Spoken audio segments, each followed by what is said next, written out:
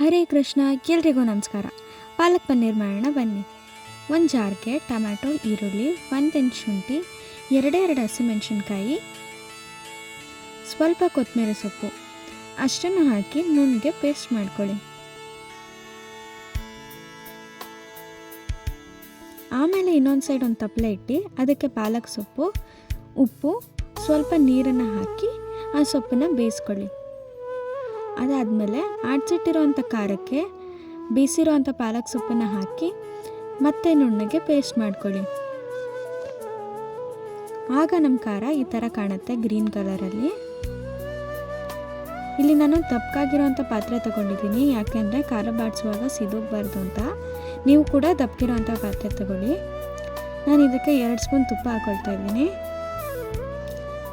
ಆಮೇಲೆ ಅದಕ್ಕೆ ಹೆಚ್ಚಿಟ್ಟಿರುವಂಥ ಮೆಂತ್ಯ ಸೊಪ್ಪನ್ನ ಹಾಕಿ ಬಾಡಿಸ್ಕೊತಾ ಇದ್ದೀನಿ.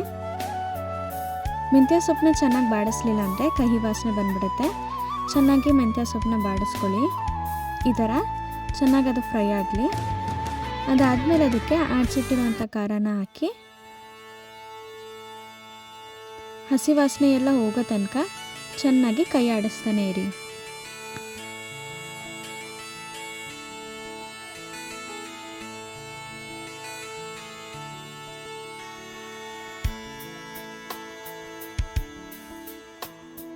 ಆಮೇಲೆ ಅದಕ್ಕೆ ಸ್ವಲ್ಪ ಅರಿಶಿನ ಹಾಕಿ ಮತ್ತೆ ಹೀಗೆ ಕೈ ಆಡಿಸ್ತಾ ಇರಿ.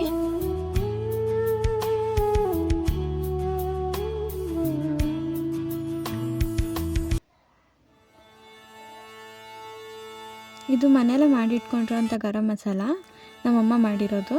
ಇದನ್ನು ಕೂಡ 1-2 ಸ್ಪೂನ್ ಹಾಕ್ಕೊಂಡೆ. ಆಮೇಲೆ ಜಾರೆಲ್ಲ ತೊಳೆದು ನೀರು ಹಾಕಿದೆ. ಆಮೇಲೆ ಖಾರನ ಕುದಿಯೋಕ್ಕೆ ಇಟ್ಕೊಂಡೆ. ಜಾಸ್ತಿ ನೀರು ಹಾಕೋಬೇಡಿ, ಗಟ್ಟಿಯಾಗಿರಲಿ. ಇಲ್ಲಿ ನಾನು 250 ಗ್ರಾಮ್ ಪನ್ನೀರ್ ತೊಗೊಂಡಿದ್ದೀನಿ. ಇನ್ನೊಂದು ತಪ್ಪಲೆ ಇಟ್ಬಿಟ್ಟು ಅದಕ್ಕೆ 2.5 ಸ್ಪೂನ್ ತುಪ್ಪ ಹಾಕಿ ಪನ್ನೀರ್ನ ಹಾಕಿ ಚೆನ್ನಾಗಿ ಫ್ರೈ ಮಾಡ್ಕೊಳ್ತಾ ಇದ್ದೀನಿ. ಈಗ ನೀವು ಅಚ್ಕಾರದ ಪುಡಿನ ಹಾಕೋಬೋದು. ನಾನು ಯಾಕೆ ಹಾಕಲಿಲ್ಲ ಅಂತಂದರೆ 2 ಹಸಿಮೆಣಸಿನ್ಕಾಯಿ ಸ್ಟಾರ್ಟಿಂಗ್ಗೆ ಹಾಕ್ಕೊಂಡಿದ್ನಲ್ಲ, ಅದಕ್ಕೆ ಹಾಕ್ಕೊಳ್ಳಿಲ್ಲ, ಖಾರ ಜಾಸ್ತಿ ಆಗಿಬಿಡುತ್ತೆ ಅಂತ. ಬರೀ ಉಪ್ಪನ್ನ ಮಾತ್ರ ಹಾಕ್ಕೊಂಡೆ. ಆಮೇಲೆ ಅದು ಪನ್ನೀರ್ನ ಕುದಿತಿದ್ದ ಖಾರಕ್ಕೆ ಹಾಕಿದೆ.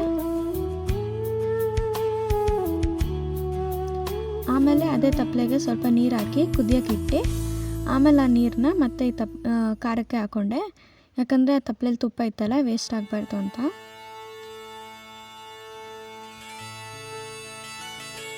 ಆಮೇಲೆ ಸ್ವಲ್ಪ ಕಲ್ಲುಪ್ಪು ಹಾಕ್ಕೊಂಡೆ. ಆಮೇಲೆ ಸ್ವಲ್ಪ ಗಟ್ಟಿ ಮೊಸರನ್ನ ಹಾಕಿದೆ. ಗಟ್ಟಿ ಮೊಸರನ್ನ ಹಾಕಿ 1-2 ಕುದಿದ ತಕ್ಷಣ ಆಫ್ ಮಾಡಿದ್ರೆ ಪಾಲಕ್ ಪನ್ನೀರ್ ರೆಡಿ ಆಗುತ್ತೆ.